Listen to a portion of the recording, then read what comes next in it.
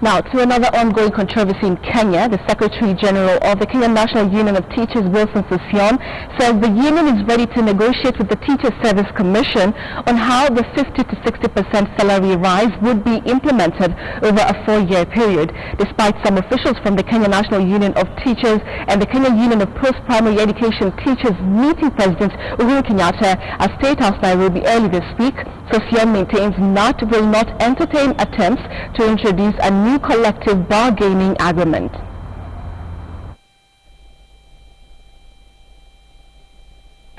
State House Nairobi played host to officials of Kenya's two teachers' unions 4 days after the Court of Appeal shot down teachers' push for a 50 to 60% salary rise that had been awarded to them by the Labor Relations Court to be implemented over a 4-year period, but which the employer had refused to implement. On Tuesday, President Uhuru Kenyatta met officials of the Kenya National Union of Teachers, KNUT, led by Union Chair Muzonzili. The President urged KNUT and Teachers Service Commission to withdraw all cases pending in court and come to the negotiating table.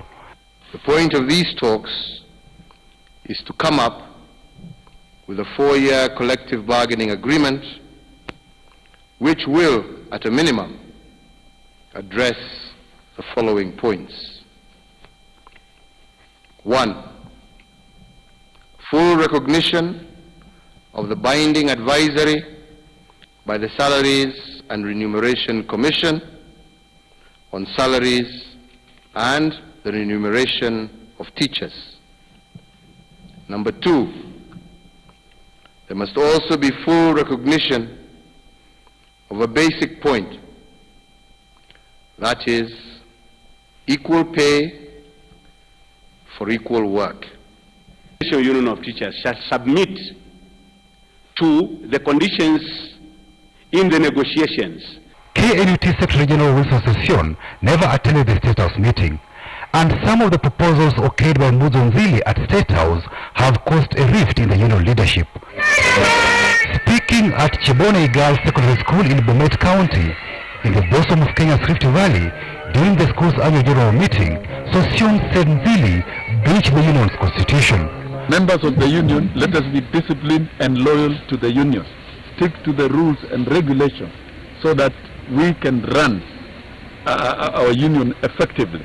And let us stick to the constitution. They should know who the spokesman is. Sossion says the union is ready for negotiations, but insists the talks will be on how to implement the 50 to 60% deal awarded by the Labor Relations Court. And the negotiations, it should only be negotiations of implementation of 50-60, how to implement.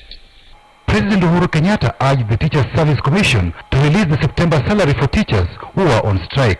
The unions have sued the employer for contempt of court for failing to pay teachers September salaries.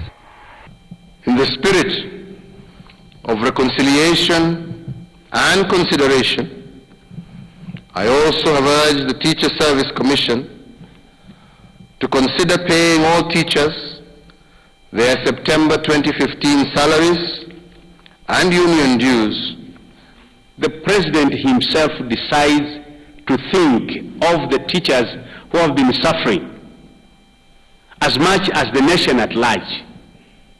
Because releasing or urging the Teacher Service Commission to release the September salary and all other accompanying third-party deductions will bring life to the socio-economic ventures of the teacher of this country. For September salaries, it is not about prerogative of mercy, it's our right. The court said to let go. During the court battle with their employer, the two teachers' unions had argued the Salaries Commission has no mandate to determine teachers' salaries. The unions have also previously opposed to be subjected to a job evaluation exercise under the terms of reference penned by the Salaries Commission. Patrick Amimo, KTN News.